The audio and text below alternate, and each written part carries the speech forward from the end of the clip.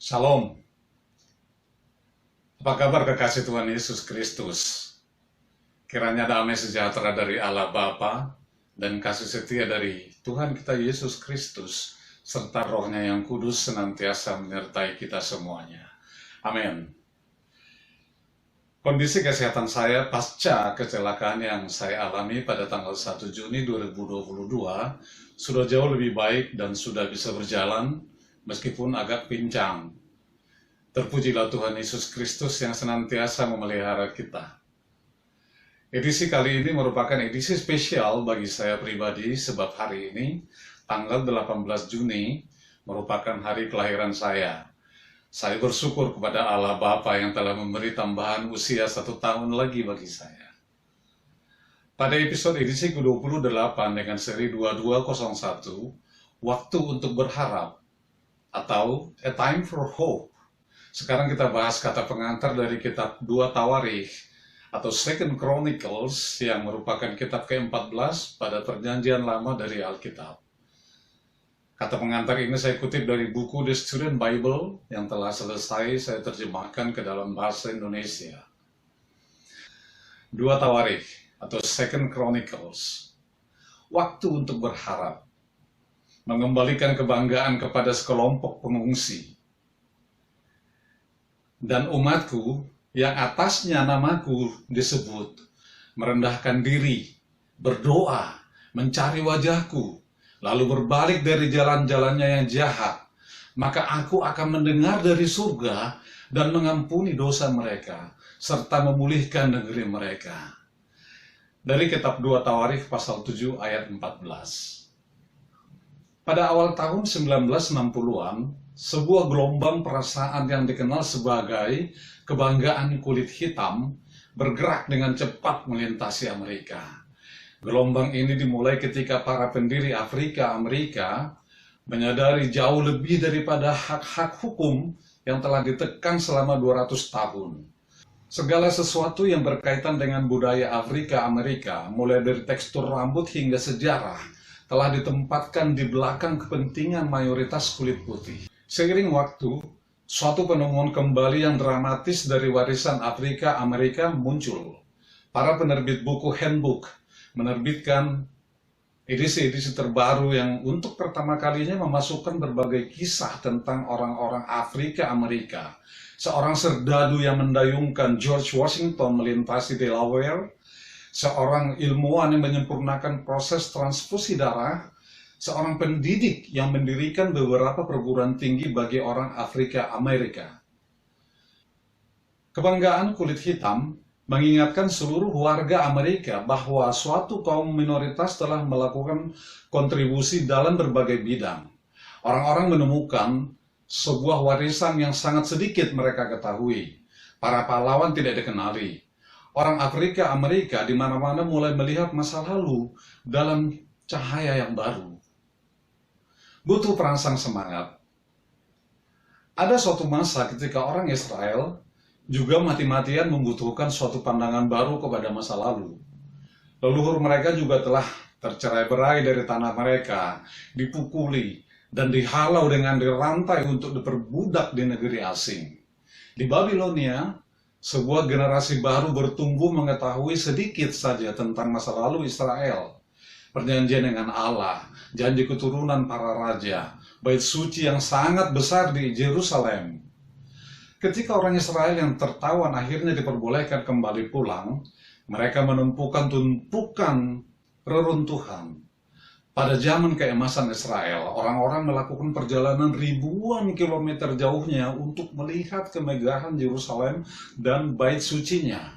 Tetapi bagi pengungsi yang ketakutan itu, tak satu batu pun dari bait suci itu yang masih berdiri tegak. Balok berukir, semuanya telah pecah berkeping-keping. Emas dan gading telah dijarah, dan perabotan juga telah dilelang atau dihancurkan. Di luar ibu kota, seluruh desa telah lenyap. Kebiasaan agama vital telah hilang tanpa perayaan untuk selama 70 tahun. Kebudayaan Yahudi berada dalam bahaya kepunahan. Kitab Tawarikh dituliskan kepada sekelompok para pengungsi yang sudah kembali. Kepada kelompok orang yang kehilangan semangat, penulis memperkirakan hari-hari kemuliaan Israel. Dia ingin mengembalikan kebanggaan masa lalu Israel dan membawa harapan kepada masa depan mereka. Sejarah di dalam cahaya baru. Kitab Tawarikh, baik 1 maupun 2, kemudian menceritakan kembali memulai semua cara sejak permulaan bersama Adam. Hampir semua karakter cukup akrab, tetapi kitab Tawarikh menceritakan kisah lama dalam suatu cahaya yang baru. Penulis bukan sekedar mengutip kembali fakta-fakta. Dia menyampaikan sebuah kata pengharapan, suatu perangsang semangat bagi pengungsi yang baru saja bebas itu. Beberapa orang telah menuduh kitab Tawarikh menjadi suatu cat kapur dalam sejarah, terutama dalam memperbandingkan dengan kitab-kitab sejarah Alkitab lainnya. Benar, kitab Tawarikh hampir tidak menyebutkan kesalahan besar Israel, juga tidak mengatakan apapun tentang kesalahan-kesalahan Daud dan Salomo, misalnya. Agaknya para pengungsi telah mendengar banyak hal mengenai sisi gelap dari masa lalu bangsa mereka. Kitab-kitab Samuel dan Raja-Raja yang secara kejam menguak semua kesalahan tersebut yang telah berlangsung selama bertahun-tahun. Dengan cara yang mirip, kitab Tawarikh mengabaikan kerajaan selatan yang semrawut dari Israel dan perang sipil Yahudi dilancarkan terhadapnya. Tiada yang tersisa dari 10 suku yang tersebar dari kerajaan utara. Kitab menyisakan sedikit ruang bagi mereka. Sebagai gantinya, Tawarikh menggapai lebih tinggi lagi, berusaha mengembalikan kebanggaan dalam cita-cita semula bangsa. Sebuah harapan yang jauh. Para raja Yehuda yang baik, 8 orang secara keseluruhan, mendominasi cerita. Lebih dari 2/3 dari kitab 2 Tawarikh disediakan bagi pemerintahan mereka. Kitab Tawarikh berfokus kepada hubungan khusus Allah dengan orang Israel, mengingatkan kembali reformasi agama yang dipimpin oleh masing-masing raja, dan di atas segalanya menyoroti bait suci, rumah di mana hadirat Allah datang berdiam. Jika Allah tinggal di antara mereka di masa lampau, dapatkah Dia melakukannya lagi? Bagaimana membaca kitab 2 Tawarikh? Anda akan mengenali banyak kisah di kitab 2 Tawarikh. Sekitar setengahnya cukup dekat mengikuti bagian-bagian Alkitab lainnya. Penulis secara terus terang mengakui dia telah bergantung kepada kitab-kitab Musa, Samuel, dan Raja-Raja. Dia juga mengutip dari kitab Hakim-Hakim, Yeremia, Mazmur, Yesaya, dan Ratapan, sebagaimana halnya banyak kitab yang telah hilang dari sejarah. Tetapi kitab 2 Tawarikh bukan sekedar mengulang.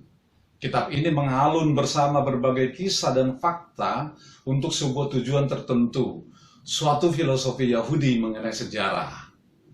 Kitab Tawarikh mencurahkan cahaya baru kepada sejarah itu dengan menyoroti berbagai peristiwa langka tentang kedamaian dan kemakmuran.